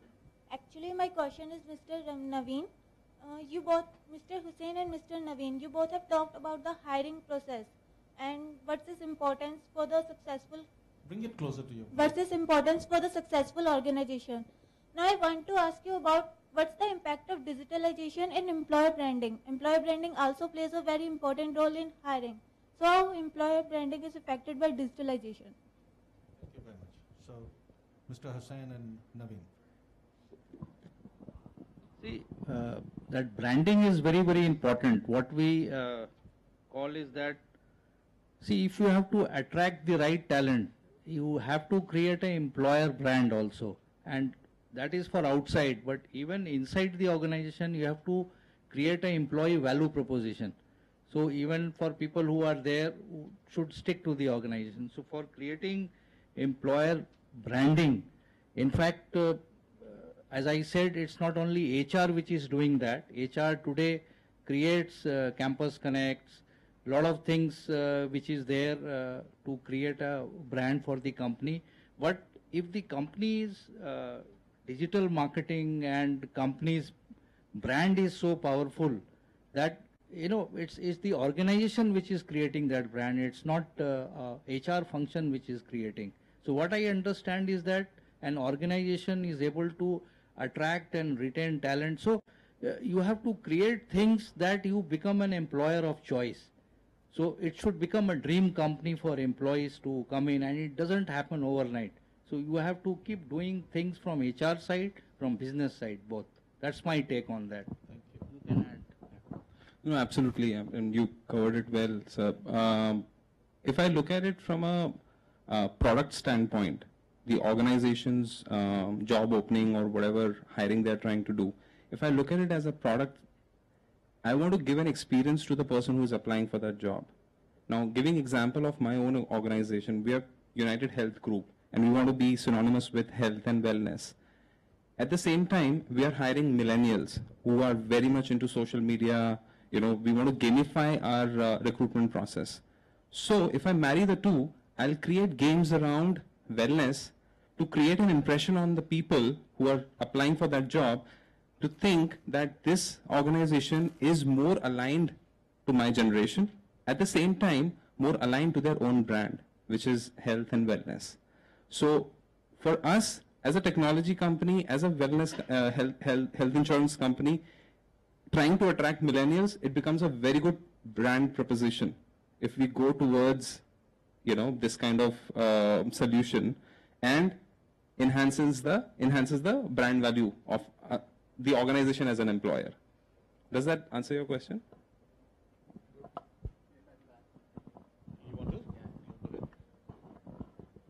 So employer branding is a very tricky one. So it's not a direct answer to your question, but it's an experience I've had. I've had clients which have launched a bot just for the sake of announcing that they are AI ready. So that's a part of their employee branding, right? They have AI in HR. They really don't, believe in it or imbibe it. The other approach is that if they really believe and imbibe it, in addition to the branding, it has created a beautiful impact, which has gone viral, by the way. And the quick story here is that there's this airline company where this was launched, and the CEO gets this email that 10 employees are most likely to leave out of 1,400 that you currently have. Now, what happens is the CEO suddenly gets freaked out, and he says that, okay, how do I believe the accuracy of this? So he goes back to the CIO who had actually launched it on behalf of the HR and says that I don't believe the accuracy.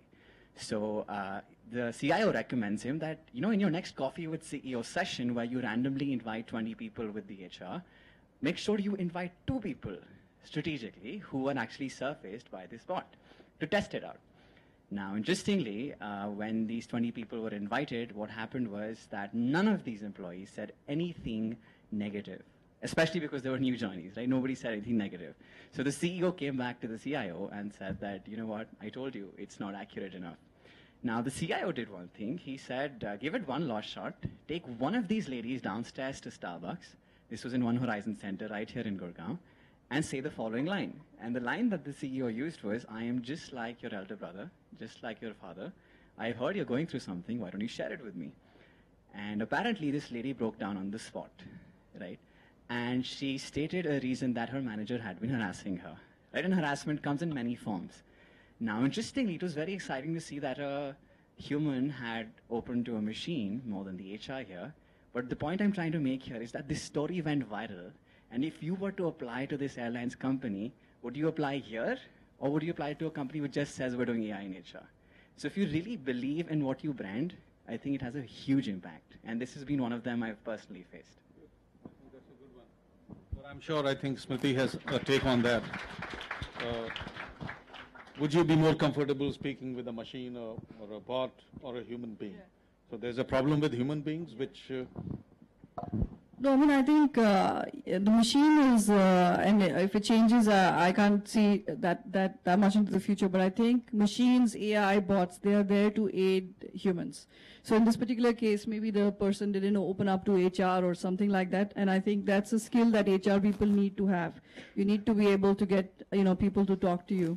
So obviously, maybe they're more comfortable talking to the machine. This person definitely was, and also it's a generation where, like I said, you don't talk to your neighbor, but you share everything about your life on Facebook. So it's also possibly a generational thing where, I don't know the age of that girl, but it's possibly something, and it's unfortunate that it was harassment. And the other issues with the CEO saying all of that to a lady and taking her out for coffee, but we'll save that for another day.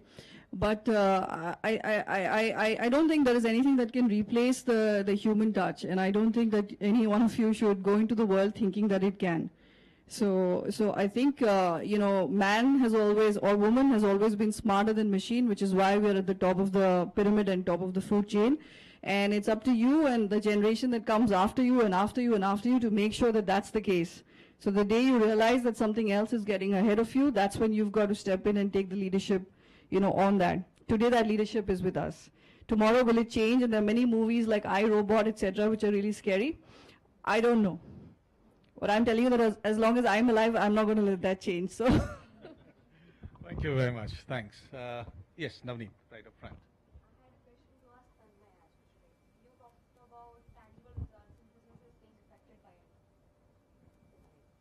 So you were speaking about tangible benefits and business being impacted by the interventions that you have been able to implement so far. Can you give us a few examples of how it has impacted business in terms of maybe monetary returns or greater engagement rates or whatever it is that you analyze your performance on? Thank you. Basically our KPIs, right? How do we measure our performance with our clients? Interestingly, somebody had mentioned in this panel that the cost of hiring new people who have left, and from Maruti, he's shared that infant attrition is also a huge, huge problem. So the first and foremost, the biggest impact we've tried to create is that we have significantly reduced infant attrition, right? When you join a company, nobody really articulates all the kind of problems you're facing and talks to you on a regular basis to understand how you're feeling. So number one is a reduction in attrition, right? Infant attrition. Number two is a reduction in top talent attrition, right? What happens is you have your high performers in your companies. They're very happy on the face of it. You say, "Haan, ye acha perform kar hai," which means that, okay, there's no problem with him or her. But when somebody bothers to ask them how you're feeling, you find out that something's drastically wrong, but they're still performing. So top talent attrition is the second one. And the third one, since we're working with very large clients, is that we're able to identify culture issues in remote areas, right? So that's sort of the tangible impact. The intangible impact is very, very different, because what happens is the idea, like she said, is not to replace the human touch. The idea is to replace the sequence. People are very comfortable talking to a bot because the bot promises that it's going to be kept confidential. And the problem in the industry today, and you'll realize after you join, is for some odd reason, HR is not valued as much as it should be. In any company that you go to, HR is separate, the company is separate, right?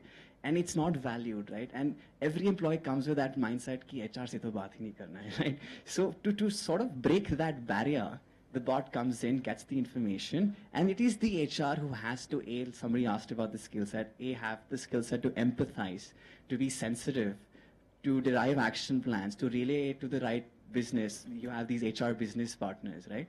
So that's sort of the impact we've created so far. Thank you very much. We have more questions? So I have. All right. Oh. Good. Yeah, good afternoon, speakers. I have a question that when you're talking about the confidentiality of a bot with a employee, where do we draw a line on the privacy aspect of it? Because privacy also comes into play. We have leaks, Game of Thrones leaked, as you know. So there is a leak when it involves data, or when it involves someone sharing your information to the bot. So where does the company draw a line in terms of privacy? So two things. Most of the surveys that happen currently and HR focuses on anonymity, right? So we have to be very clear that it's confidentiality that employees want and not anonymity. So you're in the right direction there. With respect to confidentiality, the company defines this list of people who will have access to anything and everything the employees say. So I'll give you an example. There's this company called, I can't name the name. There's a US company where they've strictly restricted the access with the CEO's office, 5 people there. And the 3,000 people in India have no access at all, right? And it's their job to relay the information to the managers and the BU heads without names, right? But this allows these companies to speak about issues. Another example was that an employee was going through depression, right? And the manager had misconstrued it as mental illness, right? And the manager was mistreating the employee after that. So this was an issue which would have never been surfaced to the HR, the manager, or anybody, but an avenue where only the CEO has access, people can confide in something, and then it's the CEO's intent and job whether or not he wants to act on it the right way. So at the end of the day, what one feels is that human intervention is needed, and the secrecy becomes an issue, and then, I mean, as I get a message that the HR has to become more humane. So it's go beyond touchy-feely or give them a sense of that we really care, that actually they should care, that it should be reflective. Okay, more questions? Yes, go ahead. A very good afternoon to everyone. My name is Anisha and I'm a final year HR student. My question is to Mr. Manshani. So you spoke AI is being conducting interviews in certain companies where they gauge soft skills, like for example honesty you mentioned. To what extent can we actually rely on the results of the AI bots because I guess like gauging honesty is very difficult, like even through humans. Absolutely. So, when you talk to an interviewer, that okay, how do you gauge, honesty of a person in the interview? How do you gauge trust factor on a psychometric test? That okay, is it really throwing the real accurate result in terms of gauging various soft skills? There's a lot of research done, and that is automated, through which eye movement or hand movement or the facial expressions are studied by psychologists, and they kind of give inputs on these facial recognition softwares to make it more accurate. We personally don't offer that as a solution, but there are organizations who are giving this kind of a solution, and they are quoting psychologists who've partnered with them on developing this kind of a solution. So to your question, it's more on how do you build psychometric tests the same way you build solutions in the artificial intelligence space. Thank you very much. I have, if I'm permitted, a question to our friend Jitendra over here. You said something about the context changing and then digital workplace, home office, stuff like that. But my question is more mundane. Now we have a whole lot of students who are aspiring to make a career in the HR space. Now, if you have to hire one of them to your organization in the current context that we are operating in a digitized environment, what kind of attributes would you like them to acquire, in terms of maybe knowledge, skills, and attitude, etc., that you think that will make them become a part of your organization? It's an interesting question. So I think, I used to wonder about this question when I myself was a student. So I think that's where, it becomes more interesting. But I think the answer, which I have figured out, over the last whatever years of experience that I have had is consistent, right? If I have to hire someone, and that's a personal opinion. If I have to hire, I'll not hire someone because someone is a millennial or, they are more, used to technologies or, they are more savvy. And so it's not about the technical skills that, I'll hire them. I'll essentially hire people based on two attributes, and which I'm very, very clear. One is, their ability to explore themselves. Okay, I think that's where, it takes an individual to do something which someone has not done. It's about, exploring different areas. It's about that, if I have not done technology in my life, am I ready to do that or no? Because the context has changed, and my job now requires me to be tech savvy, right? So, how open am I to explore myself? Which is probably, flexibility as well. So I think for me, it is just one in that case, which is about my ability to explore myself. I mean, that's it. Great answer. How much are you open to experimenting with your own self? How much are you ready to tread on a path which is kind of not known to you, so that you can understand yourself better, and in the process learn better? I think that's one attribute I would also like to go with. Yeah, please, of course. Sorry, I just want to add one more thing. I think that's very well said, and if you had to pick one, that's probably the one that I would pick as well. But the other thing is, with the exposure that you all have to information, the other thing that I find with some people in your generation is that you know the information, but you don't know it deep enough. And I think it's really important that you understand an issue right to the depth and have a point of view on that issue, which is not just theoretical or based on just what's the right thing to say. So, you've got to be different. And somebody asked that analytics question and career in analytics. What I would say is that if you're getting into analytics, it's not just about knowing the data. It's about being able to read the data and being able to apply it as well. So there's a lot of depth that is required, and you are fortunately and unfortunately exposed to a lot of breadth. And so the InShots and everything, it's fantastic. I use InShots as well. I think it's great. But then, as individuals, you've got to develop expertise in some area, whatever that area is. And so having that point of view, which comes from reading up a lot, being self-aware, being aware of what's going on in the world, I think that's going to be an important skill that will differentiate you from, the rest. I think it would be very interesting to listen to other panel members also. Okay, move in that direction. Yes, Mr. Shrivastava, what would you like to look at? The attributes? So I would like to add one thing about from the point that she said. Especially to being successful in HR, you need to have a cross learning as well. If you have to fire someone, you should know employment laws as well. You should know legal knowledge as well. If you want to be successful in HR, you should have good branding and marketing exposure as well. If you want to go in HR, you have to have good stats methodology back up your mind as well. So being good in HR, you should have depth for sure, but you should also have a cross learning. You should know what is there in other fields so that you can more relate and you can apply those knowledges within the HR field. Excellent. Thank you very much. Mr. Hussain.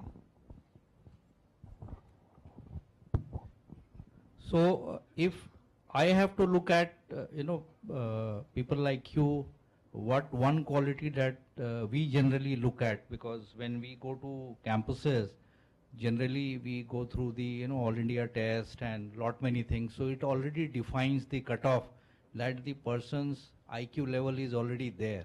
Now that is where we set in. And when we are meeting, your psychometric is already with us, your other scores are with us. So that's well defined. But what one quality we look at is what kind of attitude you are carrying, and that is what defines your character. Rest of the thing can be built. Everything is coachable. You can really build everything. But if the attitude is not right, and that is what we gauge when we are sitting for 10 minutes, 15 minutes, and with our kind of experience, the people that we go, we look at what kind of character you are carrying, what kind of quality of mind you have, what kind of body language you have. It all sums up into your attitude, and that is what defines whether we select you or reject you. That is one thing. Thank you very much. Naveen, one attribute? I think it'll be a combination of what's been talked about already, knowledge, skills, attitude. But at the same time, how aware are you about the latest that's happening? Because what you are bringing to the organization is fresh thinking. So besides what's been talked about already, what new ideas, and I'll pick it up on Smriti's point, that not just information, but then deep down. So if you're giving fresh thinking, fresh ideas, look at it from an execution standpoint as well. So have some thought process around execution, what are the challenges that your fresh ideas will bring in for the organization. So look at it from that standpoint as well. Thank you. Thank you. Tanmay? So I can bucket these in two categories. You have a culture fit and a skill fit, right? And I think like they've mentioned, culture fit is possibly the only thing that I see as a founder.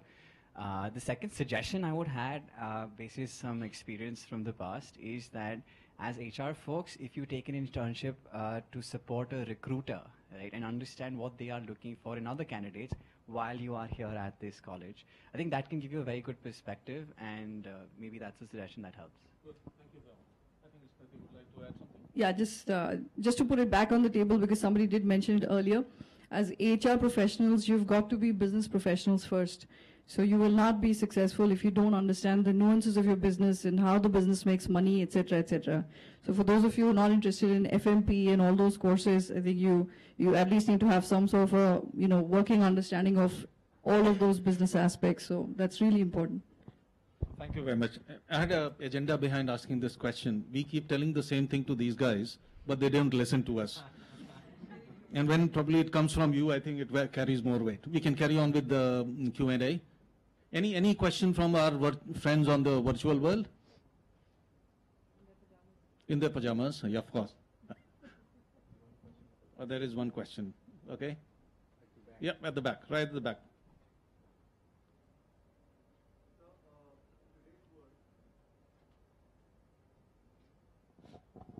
So in today's world, performance recognition and reviews and everything has become quite subjective. And it has become more of an appeasement policy. So how can artificial intelligence come into picture here and help the companies? Okay. The question is that the entire appraisal process has become more subjective. Okay, and so how AI is going to help it make it more objective. Am I right, sir? Yeah.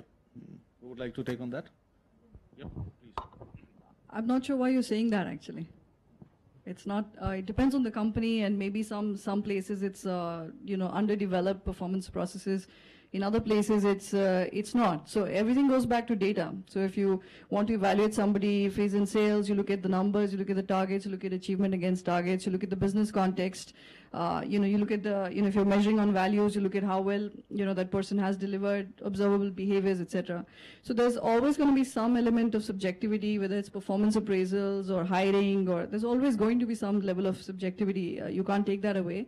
But I don't think it's a black and white. So that's my perspective. Okay, thank you very much. Any other question? I'll add to this. Okay. I'll add to this. See, in fact, performance management is one area which is, you are a student now, but people who are in the organization, it has been over years, something which is being questioned. Because when you have things like bell curve and all, so somebody will be happy, somebody will not be happy, and it's a relative ranking actually. Nobody is saying that you are good or bad, but this is something which is going to remain in the organization. And today's, what has happened in the last 10 years or so, tools like balance scorecard has come in, which is highly objective, highly objective. I mean, your performance is tracked real time. So there is no question that somebody is tracking you, you are tracking yourself. You have a set target, how you are moving up or moving down, it's there on real time. So there is no question. Everything is tracked. You have set the targets yourself with your superior, and it's real time actually. So I don't see any reason that it should be a matter of concern. Okay. It's part of the organization culture. Thank you very much. Namit, where are you? Is our time up, or we can take one last question we will take? Okay, thank you very much for this. The secretary of the club orders that we cannot take any more, and we got to respect that. Okay, and I don't have to really do any roundup on that or summarize. I think most of the things have been so succinctly put that you would be able to understand it. But just for the heck of it, most important that digitization has made the feedback, it should make the feedback process very, very robust, very quick, so that because feedback helps people learn. So one of the things that is what it can be used to, so that people can get immediate feedback, so that they learn faster and apply it faster. That's what came in from Mr. Srivastava. And very interestingly, the gap between the strategy formulation and strategy implementation, a 47% gap is humongous. And probably there is a space for HR to play a role. Mr. Hussain took us on a very lovely path, and I mean, it's not possible to identify one or two good things about it, but there are many. But I think it's very important that we need to develop a capability index of the organization, particularly in an industry where there is huge competition, because it helps in the process of retaining people, right kind of people. And so maybe digitalization can help in that direction. And analytics can help an organization to move forward faster. Naveen had, was talking about that maybe is technology going to replace people, or we're going to have reduction in jobs? But I think good news is that it's not going to do so. It may change the hue of the skill sets that bring people on the job, but the headcounts probably will remain the same. So though my time is almost up in terms of a professional career, but I think it's very heartening for the rest of the people. But traditional ways of doing things are definitely out, so we need to keep on upgrading ourselves. Jitendra had wonderful take, and so he says the context is changing, people are changing, and the workplace are changing. So therefore, HR has to change. All of us have to change to keep pace with it. And the decision-making process has to not to be restricted to one or two factors, but multiple factors have to be looked into if you want the business to succeed. Smriti had, she again comes from a place where we also, traditional people coming from, that at the end of the day, it is the heart which matters. It's not necessarily the brain, particularly when you are dealing with a very soft entity like human beings. And so her take is that, yes, maybe the bots and others, AI can help, but at the end of the day, the real touch comes from the human beings themselves. If you have the right kind of people, they can empathize with you. You know, a bot can, by mere of words, probably can empathize, can say those things, but when it comes down to human beings, they can use other body languages, etc., to make you really understand. So that's a very important aspect to be understood. It's very important that Smriti's words, that it's changing a world, but we have to be very judicious in terms of not throwing everything, you know, the child with the water, but we also see to it what is to be retained and what is to be discarded, and it has to be a judicious approach. Tanmay, of course, wonderfully talked about various things. It's very important to collect data, analyze, and find solutions. Okay, at the end of the day, what really crux of the matter is that, you know, his organization and the technology can help collect a lot of information. But the most critical factor is how are we using this information? Because many times we may have it, but we may not use it. It's exactly the same thing like our mobile handset with so many functions, but how many of them we really use it? So I think the organizations have to develop capability, not only in terms of collecting data, processing information out of it, but at the end of the day, how to use this data in terms of their intervention. So this is the sum and substance of it. Thank you very much, my panel members, for keeping with the time, and your interventions and what you said. I think it has made us much better than what we have been since the beginning. Give them a big hand.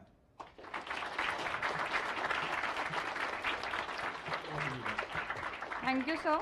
On behalf of everyone present over here, especially the HR Club, I express my sincere gratitude to Mr. Anurag Srivastav, Mr. Jitendra Panihar, Mr. Musrat Hussain, Mr. Naveen K. Manshani, Ms. Smriti Krishna Singh, and Mr. Tanmay Jain for taking out time from their busy schedule and sharing their thought-provoking insights with all of us. Post this session, we feel little more confident in dealing with the digitized business environment by applying relevant analytics to arrive at an appropriate decision. I would like to take this opportunity to once again thank Dr. Irfan Rizvi for consenting to be the moderator for the session and conducting the session in a highly coordinated manner. Now we would like to present the speakers for the session with a small token of our gratitude. I would like to request Dr. Irfan Rizvi to present Mr. Jitendra Panihar. Sir, we're privileged to have you with us today. Kindly accept the memento as a token of our gratitude.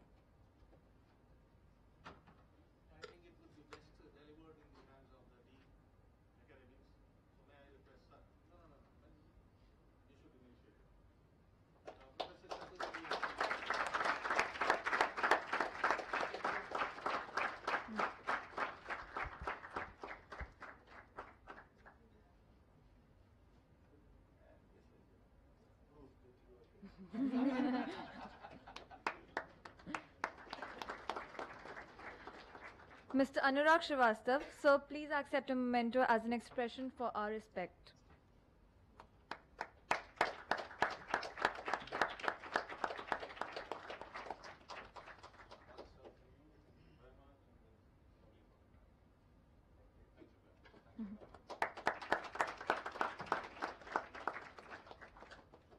Mr. Musrat Hussain, it was nice listening to you, sir. Kindly accept the memento as a symbol of our gratitude.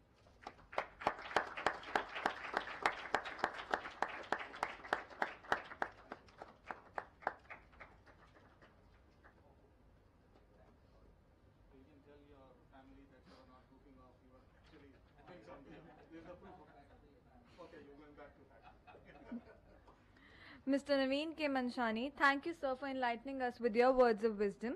Kindly accept the memento.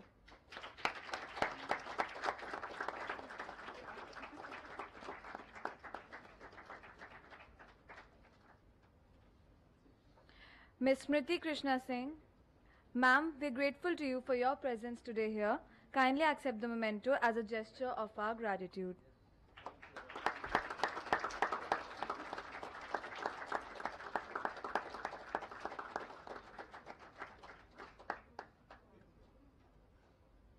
Mr. Tanmay Jain, sir, it was a pleasure to have you here today. Kindly accept the memento.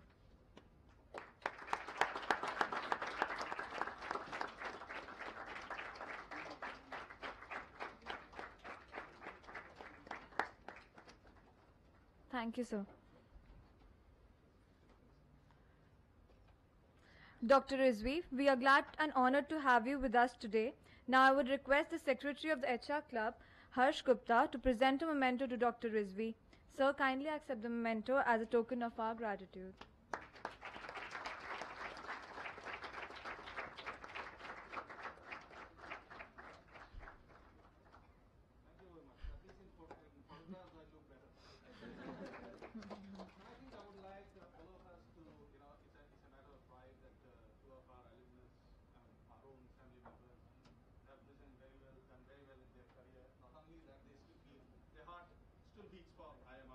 Give them a big hand, please. I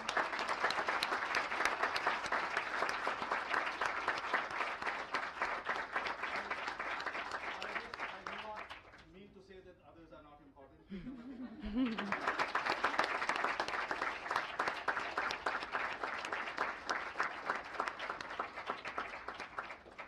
Ladies and gentlemen, with this we conclude the session of the Human Resources Summit.